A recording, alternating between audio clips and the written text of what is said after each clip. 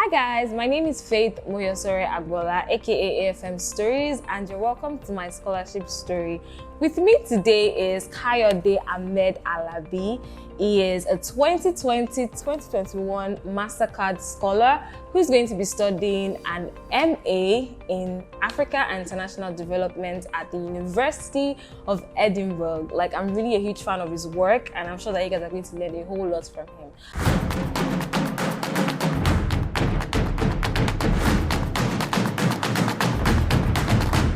How are you doing today, Kayode? How do you feel? You are a scholar. How does that feel? Yeah, I think I'm excited, and it's nice to share my journey with everyone. I think it's an opportunity to tell people about the process and to let them know that anything is possible and they can make things happen. I think it's been a journey, and I'm really looking forward to share this journey with everyone, and how they can commit their time, resources to creating what they want and to creating their future. I'm just super excited, and I can't wait to share. We're excited to have you here as well. So firstly, do you think that anybody can win a scholarship? I think anybody can win a scholarship if they do some certain things. And the truth is that before you can even apply for a scholarship, you have to have a why. Why do you do what you do? Why do you want to have a scholarship? Why do you even want to study the course you want to study?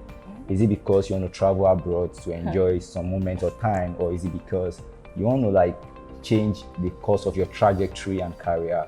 So in my case, I knew that I needed to build some sort of research knowledge to deepen the work that I'm already doing in the development space. So it's more or less I understand that this is my why, and this is where I'm going to, and preparing myself for that why. So there's what we call reverse thinking. So reverse thinking is more or less this is where you want to be, and then you work backwards.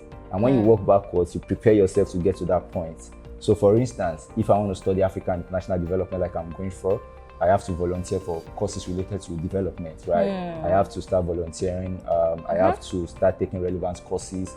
I have to attend relevant seminars and programs. I have to position myself as a policy leader driving African development. I have to, connect with people, make relevant network. I have to engage in projects that drives development. So I think that's one thing we need to understand. Probably it could be running your own nonprofit. In my case, I run a nonprofit. So I think in a way it has positioned me for that opportunity. So I think it's very important that people have what they are doing. You can't just get a scholarship without doing anything. You have to do something to get a scholarship, right? Exactly. So it's very important that there's a role you're already playing in the space you're working in, whether education, whether health, whether economic empowerment, whether policy, whether in the creative industry. What are you doing, to get to that point? And in a way, you're just applying for the scholarship to tell a story, right? To tell a story of this is my journey. And this is where I want to go, and this is where I want to be by having access to the opportunities and that scholarship. Okay, so from what you're saying, essentially, the preparation for winning a scholarship starts many years before and not a few days to the application process. Because a lot of times people ask, so when is the best time to prepare for a scholarship? So from what you're saying, you have to think backwards. Don't just think that a few months to the time is when you're going to start. So now I'm curious, you're studying Africa International Development. I'm sure that there was something in your journey that inspired you to, start. So can you just run me through what inspired you? How did you even start on the path? Was there any challenge or any significant event? What was that thing that made you say, okay, this is the path that I want to, run on? I think this is a long story. And I think it started when I was raised, and I grew up in the slum. So I was raised in three different slums. So I was born in Makoko. Makoko is one of the largest floating slum in Lagos. And growing up in Makoko, I had everything. I won't lie. I mean, it's not that I didn't have things. I didn't have anything. It's not that I was suffering, right? So, but my dad ensured that I attended one of the best schools in the slum, right? So I had access to that education. I was attending a Montessori school. I could bring things together. But at a point when I was 7, I lost my mom. And when I lost my mom, in a way, it's somehow, when you don't have that motherly love, to grow and learn. And in a way, again, at a point in time, my dad became unemployed, lost everything. And in a way, we were living happily, but then it stopped, So I had to move from another slum to another slum. That is, I had to move from Makoko to Bariga. And during those moments and during those periods, I had to walk in the streets, at a point in time. And what happened during those moments where I was engaging people whose condition were worse than mine. Because as I was walking, I noticed that there were so many children, on the streets, and I had this belief that I don't want my life to end the way, I see some of the people I look up to, like my role model, to end that way. Inspiring. So I think that was that journey. So when I was 15 and I graduated from high school, or secondary school as we may call it in Nigeria here, I started teaching in a basic rural school in Gbogbo Ikorodu. I moved to another slum again in Gbogbo Ikorodu, and I started teaching basic education, in the rural school in Gbogbo Ikorodu. Wow. So I spent like 768 hours teaching basic literacy and numeracy skills, helping children of the indigent to develop those skills, because these are the skills needed for the workforce.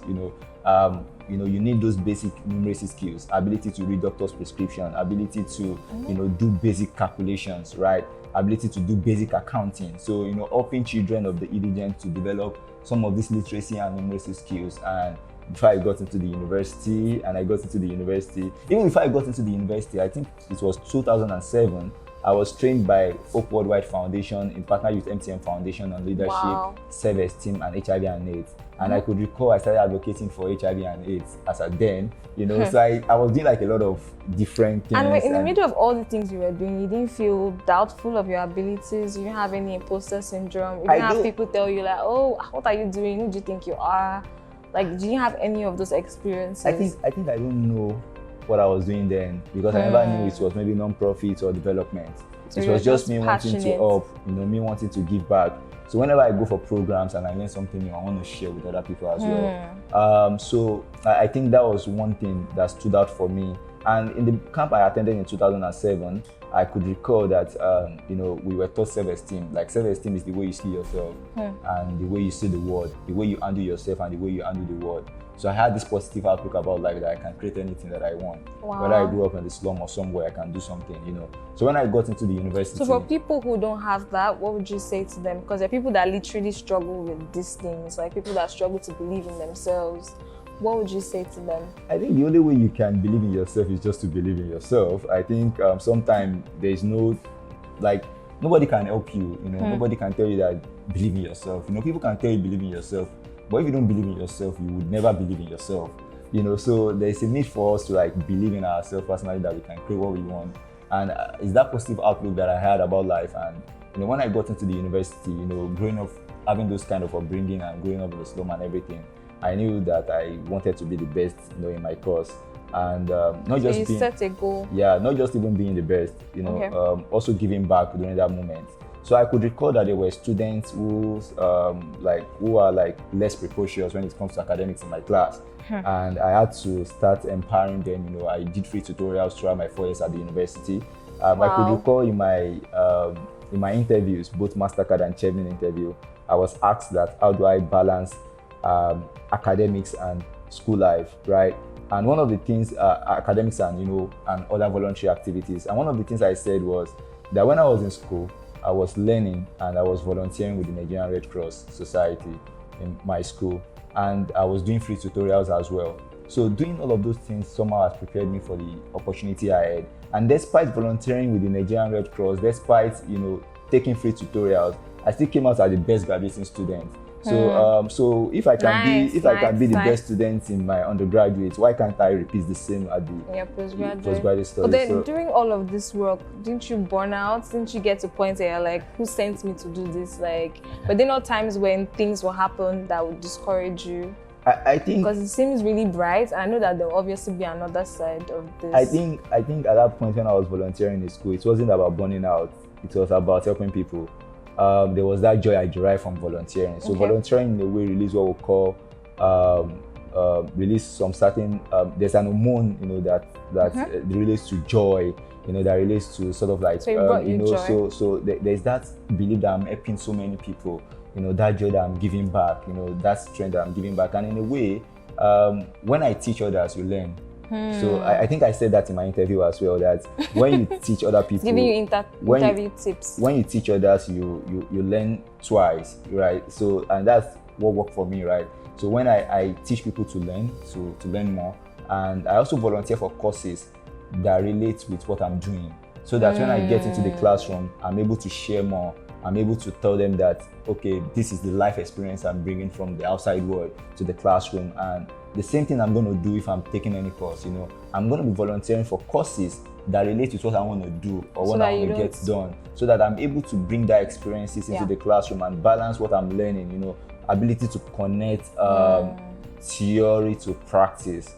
And I think that's one thing that worked for me in school. And I didn't feel like I burned out, but I knew that I lived in school, I gave back, I was volunteering. So what helped you was you volunteered for things that you were passionate about. To prevent yourself from burning out, pick things that you're genuinely interested in, because your interest is what's going to sustain you. Yeah. So how did you find out about, because I know you got MasterCard, I know you got Chevening. How did you find out about this opportunity, and how would you advise people to search for opportunities that, align with their vision?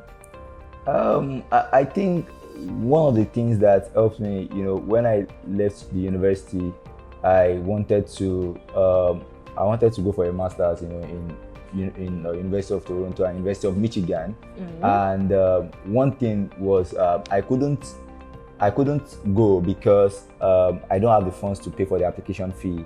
So I was searching for scholarship, but I couldn't get, because I don't have access to information as at then. So when I finished my NYSC, I went for my NYSC as at then, and I did a lot of NYSC projects. I did 6 community development service projects during my National Youth Service, and I got the National Youth Service Edo State Award as at then. But notwithstanding, I still didn't get the opportunities, and I could recall then I was volunteering with a Girl Child Foundation, and before I started my own NGO, connecting my story to help children in rural communities develop life and 21st century skills. Notwithstanding, I still don't know about scholarship opportunities, because it was just me wanting to build myself and develop myself. Even at that point, I could recall I applied for a master's program in the University of Lagos. I got 88%, but I didn't really resume, because I needed that experience. I want to keep running my non-profit. Even I don't have the funds to cover for the postgraduate expenses as at then. So I kept doing a lot of other work, looking out for fellowship programs that I can apply to, that can help me build some sort of work experience in the development space. How was your success rate? Were you getting acceptance and rejection? I got a whole lot of rejection. A lot of rejections before the success. It was really, really crazy before I got one breakthrough. But one of the things I learned from getting the breakthroughs that I got, when you get into a program, whether a fellowship program, one of the things I've learned is to be present. So whenever I get this opportunity, I try as much as possible to be present. I try as much as possible to apply what I've learned in those programs. And the people who are sponsoring you are seeing some of those things. And whenever you're in need of help, maybe you're in need of recommendation letter, these people can help you and can give back to you. The reason why I share is not because I want to show off. I share because I want to show up. I share because I know there's a sponsor waiting out there to support me. There's a sponsor who would have access to my work, and whenever I reach out for a recommendation letter, the sponsor has a story to tell. The sponsor is able to understand my journey, that this is where this person is coming from. Sometimes I share on social media not because I want to brag. I share because I want to inspire people, and I share because I want to attract the sponsor. I also share because I want to reintroduce myself to the world. That this is me. What you can this is my why. More or less this is my story. And in a way, people share similar story and you can inspire them. So when it comes to scholarship in 2018, I knew about the fully funded scholarship in the UK. I heard about Chevening, I heard about MasterCard. And the truth is, it's not that I'm not the one looking for those scholarships. Most times people send those scholarships to me because of what they know about you. Oh, Ahmed is doing this thing. I think you deserve a scholarship. Can you apply for this opportunity? Can you try this? And I tried my hands on Chevening as I did. I know the story. Tell them the story. I could recall then I was doing African Youth SDG champion work. And I traveled to 3 different communities in Nigeria, 3 regions, about 12 communities, and engage 600 ordinary citizens on sustainable development issues. We're collecting data, we're on the field. I was in Moro, Kwara State, I was in Bokpa in Ibadan, and I was in Ugeli in Delta State. And I was collecting data on development issues. We focus on education, we focus on poverty. And somehow you feel like, why did this person get all of this scholarship he's getting today? Because I've already had sort of like experiences working around development issues, going to the field, you've already made suffering a change. and making something Done, happen, yeah. right? So when I'm writing an application from an experience point of view. I'm writing an application from a trajectory that is verifiable. I'm writing an application from, like, you can find all of these things that I've done on social media. You can find it online. And, working on that research gave me the opportunity to meet with the office to visit the National Assembly for the first time and engage the office of the Senate President on on development issues, where I was talking about education and my experience on the field. Because I could recall, I saw children who were walking barefooted around those communities. I saw teachers not coming to class, and these are the things I shared in my application because it was lived experiences. And to create some of these changes, it requires policy solution. And it also requires multi-stakeholders approach, bringing people together to provide solutions to some of this problem. And this is the reason why I want to study African international development, in order to build a sort of like regional expertise, hold government accountable on development issues, represent ordinary citizens, position young people to solve development problems in our world today. So I think it's that point of that experience and that trajectory. And even if I got rejected for Chivnen the first time, I got rejected for MasterCard the first time. How did you I got feel getting rejected, knowing that you've done all of these things? When you apply for some things, you feel like, okay, I've done things, I should get it. Do you get? How did you feel getting rejected for those two opportunities? Who just reject a star? I think most times I feel like we want to downplay what we've done and what we've created. And I feel like for the things I've done and for the trajectory, I think I'm a star already. And believe in yourself. When sort of like they reject me, I feel like, we move. I'm not losing, they lose, to have an amazing person on their team, on their scholarship board. So you didn't feel sad? I feel sad, honestly. Yes, definitely I'm a human. So I'm going to feel sad. But I think in a way, it encourages me to do more. When you reject me, I go and do more. Like, some people would get rejected this year and you're submitting the same application next year. Or you're submitting the same thing you've done last year the next year. Go back to the drawing board. You have to keep working, you have to keep striving, you have to keep challenging the norm. Like my impact story last year is different from my impact story this year. My impact story next year will be different from what I've done this year. Definitely. So in a way, I'm growing and I'm not just staying idle. So when I'm writing an application, I'm writing an application in the process of like, this is my growth. This is where I was when I applied the first time, and this is where I am now that I'm applying right now. So I got like 6 Commonwealth shared rejection. I got the Commonwealth Federal Scholarship Board rejection and all of those things. That one was that's like the most painful. It's crazy, I don't want to share that experience, but they were like experiences that I like that you're sharing it, because people don't and share their failure stories. Yeah, I got that 6 Commonwealth shared in a day. And it felt I felt so bad. But one thing, decided to try again. And I could recall that at the point of giving up, I applied to the IDS Graduate Scholarship. That is the University of Success Scholarship. Like it covers tuition fee and it also covers living expenses. You get £11,000 living expenses. Note that. So when I got that scholarship, I applied for the Peace Force Fellowship in Residence to become a regional manager, to lead a sort of like regional work where I'll be supporting youth-led movements in Sub-Saharan Africa. And I'll be like distributing grants, funds, mentoring young people in the region. So at that point, I already got that role, as a fellow in residence. And I also got the IDS Graduate Scholarship at that point. So I had to turn the scholarship down to focus on the role because I needed experience. And I can tell you that I am glad I made that decision. I'm sure there are people that have told you that how can you turn down such an opportunity? I decided not to tell anybody in my family. So so that they don't understand. They don't influence your decision.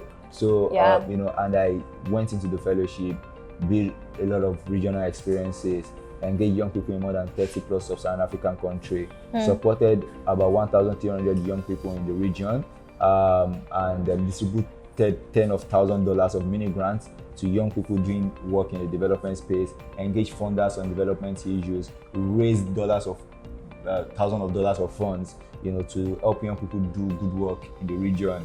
And it also happened that I was the first African to join the Peace Force Fellow in Residence. Wow. And that's something that's really amazing, and building that network of young people in sub-Saharan Africa. And when I reapplied to Chairman, and MasterCard, like I just applied for the two, Did you feel confident again? I think I feel cool because I had nothing to lose. I was like they've rejected me before. Let me just enjoy myself. Applying and taking my time to write the application. How was the process? Easy? Yeah, I think because I had the story already, it was a bit.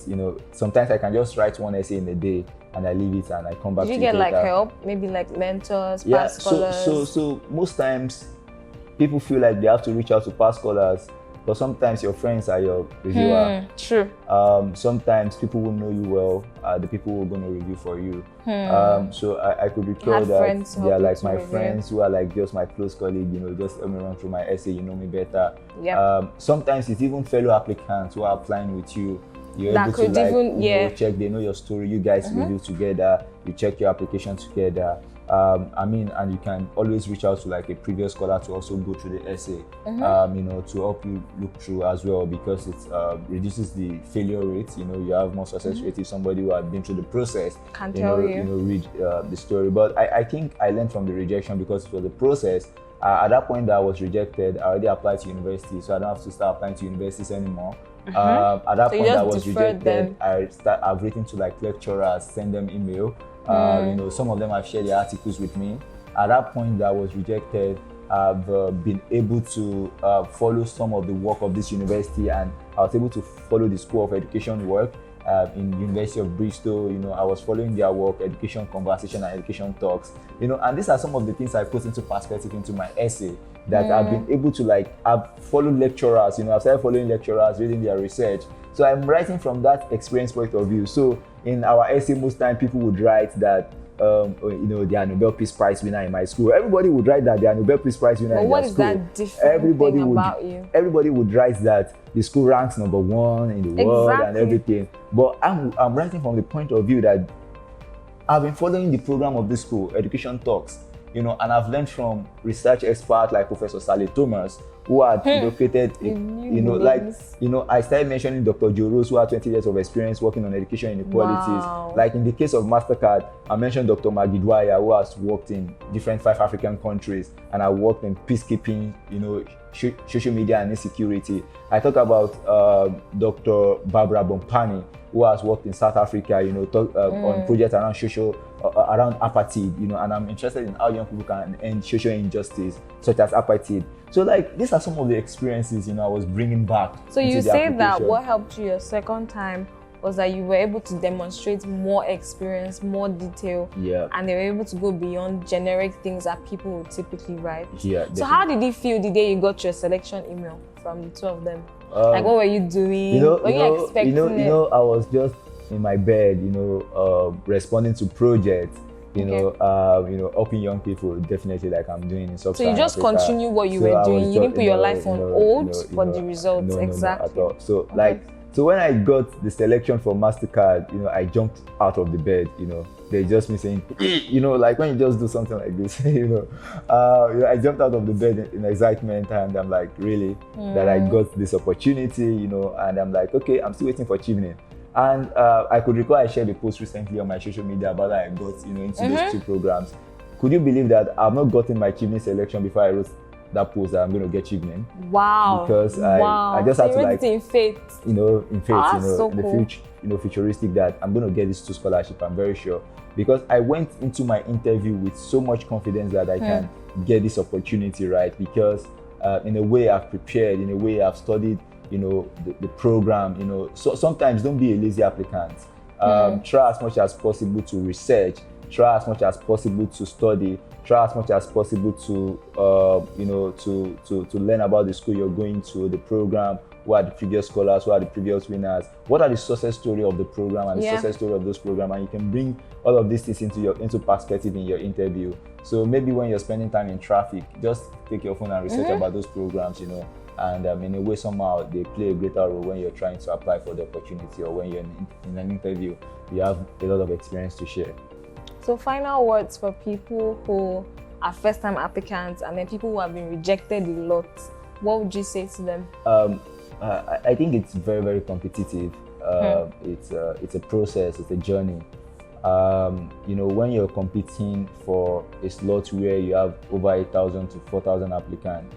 Chevening was even 6,000 and they picked 40 something. Yeah, you know, and you know, if you're applying for that opportunity, know that sometimes you might not get it, but you shouldn't stop doing the work you're doing. You should keep doing the work. It's the process. You're going to learn along the journey. You're going to understand why you're doing all of those things at the end of the day. So whether you get selected or not, you know, just keep faith and keep, you know, doing the work you're doing. Understand your why. Your why keeps you going, you know, and start your application on time if you want to start. Reach out to previous scholars. If they don't support you, don't feel like, oh, because they are also going through some certain things in their life. So you know, you have Google.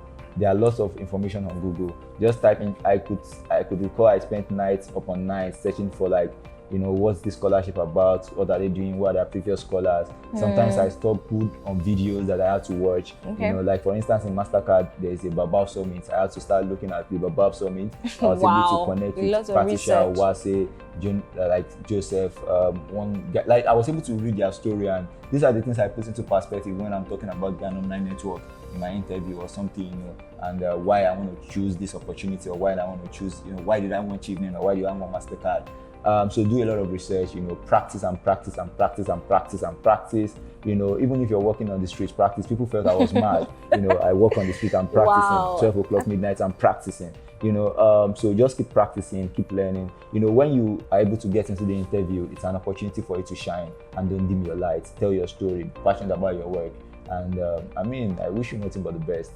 Thank you. All right, thank you so much, Kayode. This was really, really insightful. I'm sure that you guys really, really learned a lot.